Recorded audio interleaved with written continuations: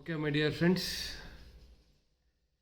ಇವತ್ತು ಈ ಉದ್ದಿನ ವಡೆಯಲ್ಲಿ ನಮ್ಮ ಹೋಟೆಲ್ ಬಾಂಧವರು ಎಷ್ಟು ಎಣ್ಣೆ ಹಾಕಿದ್ದಾರೆ ಅಂತ ಸುಮ್ಮನೆ ಒಂದು ಟ್ರಯಲ್ ನೋಡೋಣ ಅಷ್ಟೇ.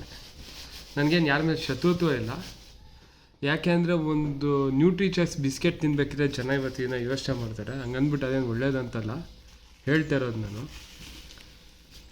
ಈ ವಡೆನ ನಾನು ಯಾವ ಹೋಟೆಲಿಂದ ತಂದಿದ್ದೀನಿ ಅಂತ ಹೇಳಲ್ಲ, ಅನ್ನೆಸೆಸರಿ ತಲೆನೋವು ನನಗೂ ಬೇಡ, ಅದಕ್ಕೋಸ್ಕರ. ಆದರೆ ಒಂದು ಫೇಮಸ್ ಹೋಟೆಲ್ ಅಂದ್ಕೊಳ್ಳಿ, ಒಳ್ಳೆ ಹೋಟೆಲ್ಲೇ, ಈಗ ಕಾಂಜಿ ಪಿಂಜಿ ಹೋಟೆಲ್ ಅಂತ ಅಂದ್ಕೊಳಕ್ಕೆ ಹೋಗ್ಬಿಡಿ. ಇನ್ನು ನಾನು ಟಚ್ಚೇ ಮಾಡಿಲ್ಲ, ಟಿಶ್ಯೂ ಪೇಪರೇ ಇಟ್ಟಿಲ್ಲ ನೋಡಿ. ಹಿಂಗೆ ಮುಟ್ಟಿದ್ರೆ ಸಾಕು ನೋಡಿ, ಇಷ್ಟು ಎಣ್ಣೆ ಬರ್ತಾಯಿದೆ. ಇವಾಗ ಸುಮ್ಮನೆ ನೋಡಿ ನೋಡಿ, ಈ ವಡೆನ ಮಕ್ಕಳು ಮರಿ ಎಲ್ಲ ತಿಂದರೆ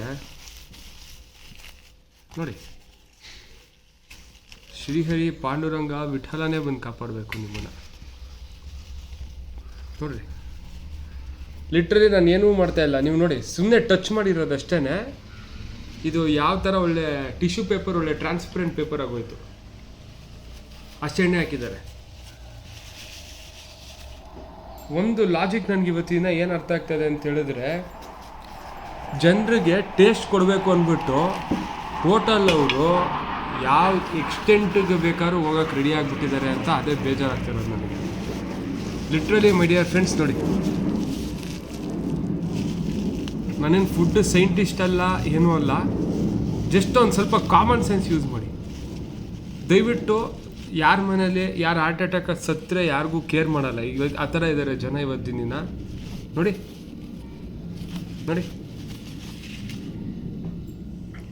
ಮೂರನೇ ಟಿಶ್ಯೂ ಪೇಪರು ಜಸ್ಟ್ ಈ ವಡೆ ಇರೋದೇ ಇಷ್ಟು ಚಿಕ್ಕದು.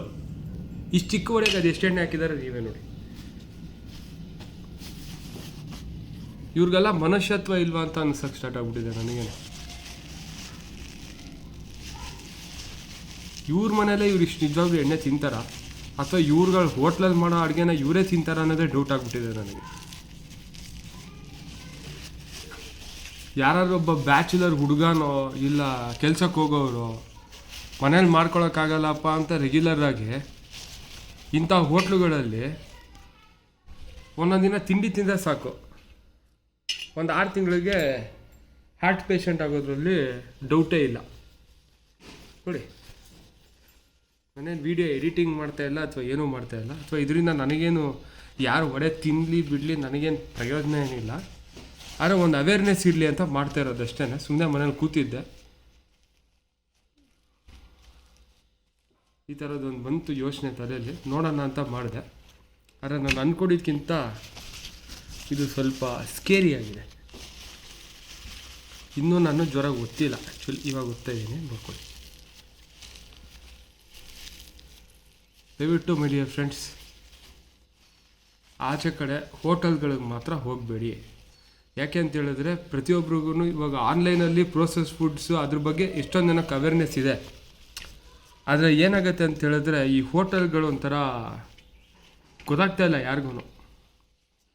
ಅವ್ರ ಒಳಗಡೆ ಅದು ಏನಾಗ್ತಾಯಿದ್ದಾರೆ, ಏನು ಬಿಡ್ತಾಯಿದ್ದಾರೆ ಗೊತ್ತಾಗ್ತಾ ಇಲ್ಲ. ನಾನು ಇನ್ನೂ ಕಂಪ್ಲೀಟ್ ಮಾಡಿಲ್ಲ, ಸುಮ್ಮನೆ ನೋಡೋಣ ಎಷ್ಟೋಗುತ್ತೆ ಅಂತ. 5 ಏನೋ ಆಗಿದೆ ಇವಾಗ ಟಿಶ್ಯೂ ಪೇಪರ್ ಆಲ್ರೆಡಿ. ನನ್ನ ಕೈಗೆ ನೋಡಿ, ಟಿಶ್ಯೂ ಪೇಪರ್ ಕೈಯಲ್ಲಿ ಇಟ್ಕೊಂಡು ಇಷ್ಟು ಎಣ್ಣೆ. ಇದು ಆ ಹೋಟೆಲ್ಲು ಈ ಹೋಟೆಲ್ಲು ಅಂತಲ್ಲ, ಎಲ್ಲ ಹೋಟ್ಲಲ್ಲೂ ಅಷ್ಟೇ.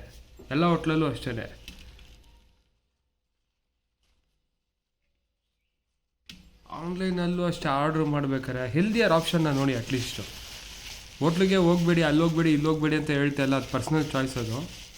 ಆದರೆ ಅಟ್ಲೀಸ್ಟ್ ಸ್ವಲ್ಪ ಹೆಲ್ದಿಯರ್ ಆಲ್ಟರ್ನೇಟಿವ್ ಇದ್ದರೆ ನೋಡ್ಕೊಳ್ಳಿ. ಸ್ವಲ್ಪ ಯೋಚನೆ ಮಾಡಿ. ಎಸ್ಪೆಷಲಿ ಇವತ್ತಿನ 20 ರೂಪಾಯಿಗೂ ಕೊಡ್ತಾರೆ, 30 ರೂಪಾಯಿಗೂ ಕೊಡ್ತಾರೆ, 50 ರೂಪಾಯಿಗೂ ಕೊಡ್ತಾರೆ. ಅಫೋರ್ಡೆಬಿಲಿಟಿ ಆಗಿಬಿಟ್ಟಿದೆ ಇವಾಗ. ಅದು ಹೆಂಗಾಗಿದೆ ಅಂತ ಯಾರೂ ಯೋಚನೆ ಮಾಡಲ್ಲ. ಆದರೆ ರಿಯಾಲಿಟಿ ನೋಡಿ, ಅಷ್ಟು ದೊಡ್ಡದು ಇದ್ದಿದ್ದು ವಡೆ ಇಷ್ಟೇ ಇರೋದು. ಇದು ಆ್ಯಕ್ಚುಯಲ್ ಸೈಜ್ ಇರೋದೇ ಇಷ್ಟು ನೋಡಿ. ಇದೊಂಥರ ಅಕ್ಷಯ ಪಾತ್ರೆ ಥರ ಎಣ್ಣೆ ಬರ್ತಾನೆ ಇದೆ ಇದರಿಂದ. ಇದೊಂದು ಲಾಸ್ಟ್ ಟಿಶ್ಯೂ ಪೇಪರ್ ಮಾಡ್ತೀನಿ. ಯಾರಿಗೂ ನಾನೇನು ರೆಕಮೆಂಡೇಷನ್ ಅಂತ ಮಾಡಲ್ಲ, but it's a personal choice. At least ಈ ವಿಡಿಯೋಯಿಂದ ನಿಮ್ಮ ಹೊಟ್ಟೆ ಒಳಗಡೆ ನೀವು ಏನು ಹಾಕ್ಕೊತಾ ಇದ್ದೀರಾ ಅನ್ನೋದು ಅವೇರ್ನೆಸ್ಸು ನಿಮಗಿರಲಿ ಅಂತ ಅಷ್ಟೇ. ನೋಡ್ಕೊಳ್ಳಿ. ಹೋಟೆಲ್ವ್ರಿಗೂ ಅಷ್ಟೇ ಒಂದು ರಿಕ್ವೆಸ್ಟ್ ಏನಂದರೆ, ಜನ ಬರಬೇಕು, ನಿಮ್ಮ ಹೋಟೆಲ್ಗೆ ಜನ ಬರಬೇಕು. ಜನ ಬದುಕಿದ್ರೆ ಬರ್ತಾರೆ. ನೀವು ಈ ಥರ ಕೊಟ್ಟರೆ ಯಾರೂ ಇರೋಲ್ಲ. ಪಾಪ್ಯುಲೇಷನ್ ಗೌರ್ಮೆಂಟ್ ಅವ್ರು ಏನು ಕಂಟ್ರೋಲ್ ಮಾಡೋದು ಬೇಡ.